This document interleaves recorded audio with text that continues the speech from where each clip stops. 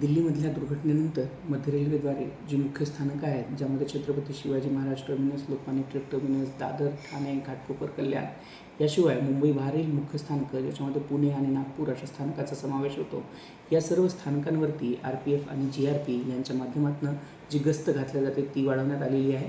यासोबतच या सर्व स्थानकांवरती श्वान पथकं म्हणजे डॉग स्क्वॉड्स तैनात करण्यात आलेले आहेत. यातून पूर्ण स्थानकांची काळजीपूर्वक तसेच येणाऱ्या प्रवाशांची देखील काळजीपूर्वक चौकशी आणि त्यासोबतच त्यांची तपासणी केली जात आहे.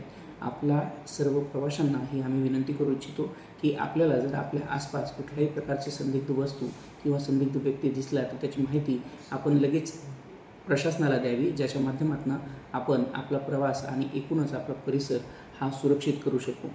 यासोबतच आम्ही आपल्या सर्वांना ही विनंती करतो की कृपया कुठल्याही प्रकारच्या अफवांवरती विश्वास ठेवू नका.